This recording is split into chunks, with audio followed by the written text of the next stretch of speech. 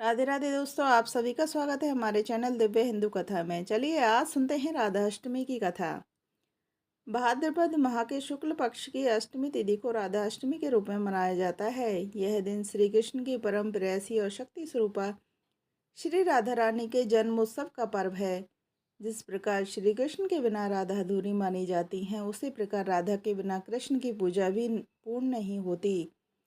इसलिए वैष्णव परंपरा में राधा अष्टमी का अत्यंत महत्व दिया गया है।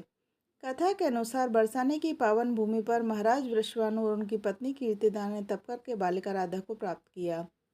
यह कथा केवल जन्म की नहीं बल्कि राधा के महिमा मंडल, उनके आध्यात्मिक महत्व और कृष्ण भक्ति की अमर गाथा का भी वर्णन करती है।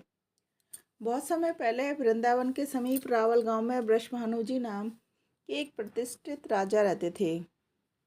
उनकी पत्नी कीर्तिदा देवी बड़ी ही धर्मनिष्ठ और पतिव्रता स्त्री थी, परंतु उनके जीवन में एक कमी थी कि उनके कोई संतान नहीं थी। वृषभानु और कीर्तिदा ने इस स्वभाव को दूर करने के लिए घोर तपस्या और भगवान से प्रार्थना की।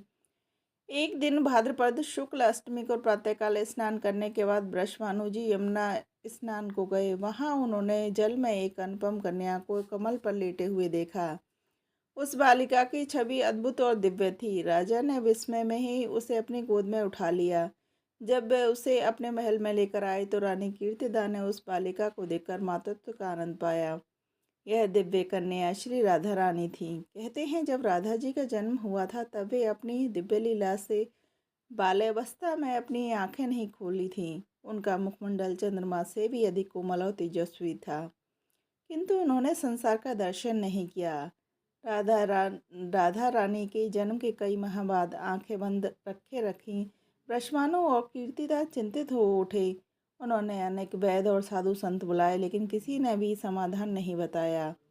उसी समय नंद बाबा और यशोदा मैया अपने पुत्र कन्हैया के को लेकर वृषभानु जी के घर आए। जब बालक कृष्ण राधा रानी के पास आए तब राधा जी ने पहली बार अपनी आंखें खोली और श्री कृष्ण जी को देखा, मानो उनके नेत्र केवल कृष्ण दर्शन के लिए ही बने हों। इसी लीला से सबने समझा कि राधा और कृष्ण एक दूसरे के बिना अधूरे हैं। राधा और कृष्ण कोई दो भिन्न व्यक्ति नहीं बल्कि एक ही परम सत्य के दो रूप हैं। कृष्ण पुरुष रूप में और राधा शक्ति के रूप में प्रकट हुई हैं। राधा रानी जी बचपन से ही बहुत सुंदर और कोमल थी। उनकी कोमल मुस्कान, मधुर वाणी और विनम्र स्वभाव से सभी मोहित हो जाते थे और गोपियों में उनका स्थान सर्वोच्च था।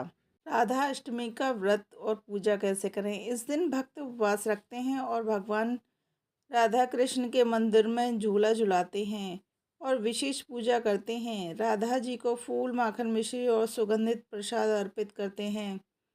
कथा के अनुसार इस दिन व्रत करके राधा रानी की कथा सुनने और उनका पूजन करने से मनुष्य को दिव्य प्रेम की प्राप्ति होती है। यह व्रत वैवाहिक सुख, दाम्पत्य प्रेम और आध्यात्मिक उन्नति के लिए फलदायी माना गया है।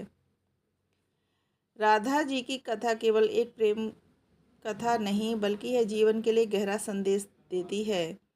राधा जी ने सिखाया है कि सच्चा प्रेम कभी स्वार्थपूर्ण नहीं होता। भगवान को पाने का मार्ग पूर्ण आत्मसमर्पण है।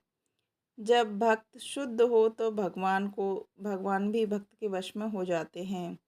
राधा अष्टमी की कथा में समझाती है कि जीवन में भक्ति प्रेम का कितना महत्व है।